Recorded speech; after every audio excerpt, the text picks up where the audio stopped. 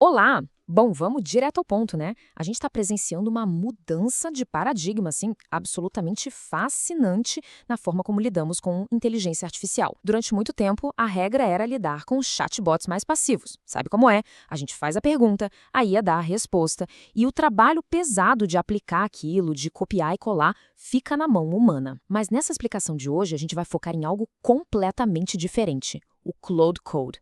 Não é só um chat, é um agente autônomo que opera ativamente ali direto dentro do computador. É literalmente a evolução da teoria para a prática. Então, vamos entender juntos como essa ferramenta da Anthropic está redefinindo o desenvolvimento de software. Para esvendar o funcionamento dessa ferramenta, a gente dividiu a análise de hoje em 4 blocos super diretos. Primeiro, do chat para o terminal. Segundo, contexto, memória e regras.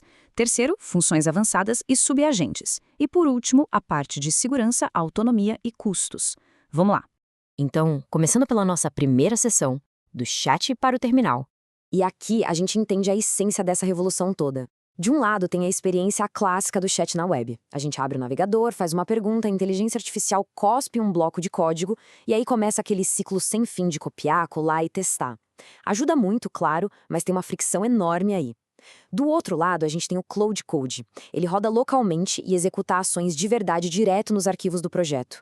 Ou seja, ele não só fala como fazer, ele literalmente escreve, edita ou apaga o código sozinho. É basicamente a diferença entre ter um consultor dando dicas e ter um desenvolvedor júnior ali trabalhando junto no projeto.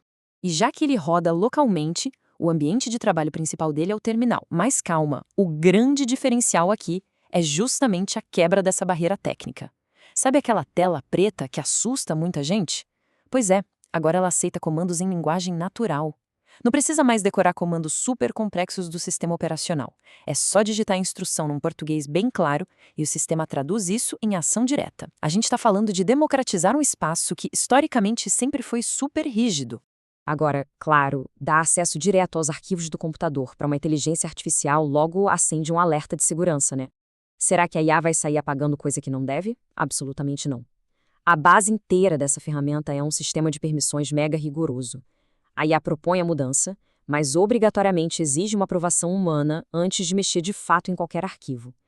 Isso bloqueia edições não autorizadas na hora. E detalhe, mesmo ativando modos mais autônomos depois, a supervisão humana é constante. Avançando agora para a seção 2 da nossa explicação, contexto, memória e regras. O grande segredo para entender qualquer IA moderna hoje está na famosa janela de contexto. Pensa nela como a memória de curto prazo do sistema.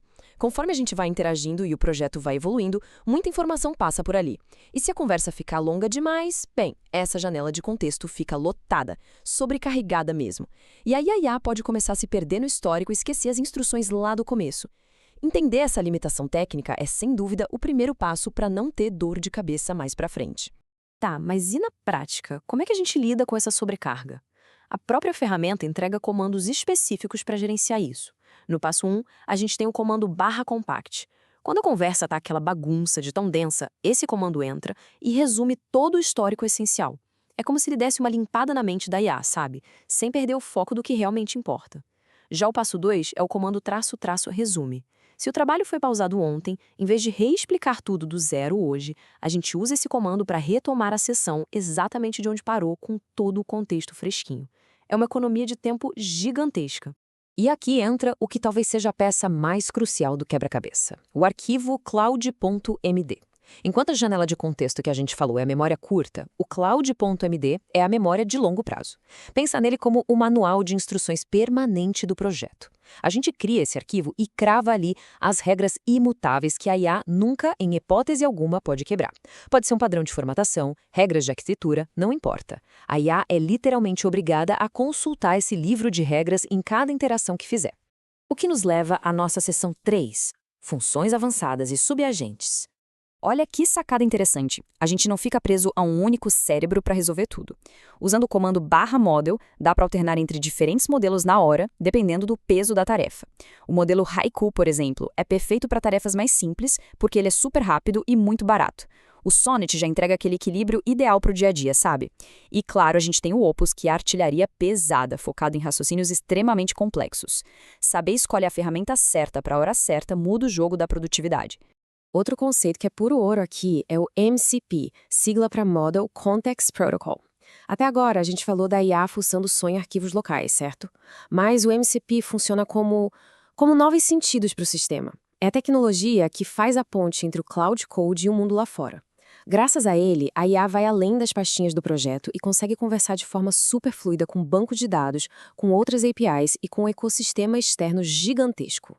E para completar essa parte, o sistema aceita umas entradas visuais absurdas de boas. Digamos que a interface do app deu ruim no visual. A gente pode simplesmente mandar um print do erro e a IA entende visualmente onde está o problema no código. Sensacional, né? Mas o recurso que mais explode a cabeça da galera é a criação de subagentes. Quando o Cloud Code recebe uma tarefa monstruosa, ele não tenta abraçar o mundo de uma vez. Ele cria, digamos, especialistas internos, fatiando o problema gigante em pedaços menores. E cada subagente resolve a sua própria partezinha. A velocidade e a precisão que isso gera é um negócio fora de série. E agora, fechando a conta, vamos para a seção 4, segurança, autonomia e custos. É exatamente aqui que o sonho de quem programa começa a virar realidade. Com o modo autônomo, em vez de a gente ficar pedindo as coisas de passinho em passinho, a gente passa o objetivo final de uma vez para a inteligência artificial. Tipo assim, cria uma página de login completa com autenticação para mim. Com esse comando, a IA planeja e executa absolutamente todos os passos e códigos necessários. O nosso papel muda completamente de digitador de código para um supervisor que só analisa e aprova o que está sendo feito. Mas, convenhamos, para soltar a coleira assim e deixar o modo autônomo rodar, precisa ter uma rede de proteção de respeito por trás. E o fluxo é super bem amarrado. Primeiro, a IA sempre pede permissão para começar. Depois que a gente libera, ela vai para a execução autônoma, mas criando checkpoint no meio do caminho. São basicamente salvamentos automáticos a cada passo crítico. Se dá ruim em alguma etapa, é só mandar um comando /rewind e o projeto volta no tempo até um checkpoint seguro. Além disso, tem uma integração profunda com o Git, o que garante que tudo, literalmente tudo, fique registrado a longo prazo. É segurança em cima de segurança. Claro que toda essa mágica tecnológica tem uma fatura no final do mês, né?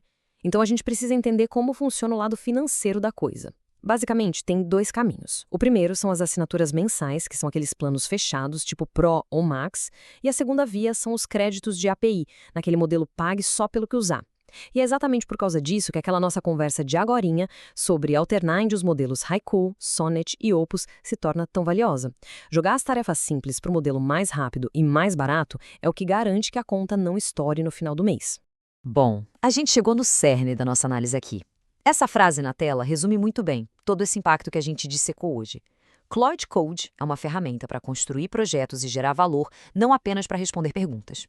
Aquela era em que a IA servia só como uma enciclopédia interativa para tirar dúvida já era, ficou no passado. A gente pisou com os dois pés numa fase de criação ativa. É uma tecnologia que acelera entregas de valor real e transforma o dia a dia focando na arquitetura e no resultado, não em ficar batendo tecla sem parar. E tudo isso deixa a gente com uma reflexão final para levar para casa. A barreira técnica para tirar uma ideia da cabeça e botar no papel, ou melhor, no servidor, nunca foi tão baixa. Com a inteligência artificial operando tarefas complexas e de forma autônoma no coração do sistema, a grande pergunta deixa de ser como fazer e passa a ser o que fazer. Tendo essa verdadeira força de trabalho autônoma à nossa disposição, qual será o próximo grande projeto a ser construído? Fica aí a provocação para a gente pensar. Valeu demais por acompanharem mais essa análise detalhada e a gente se vê na próxima.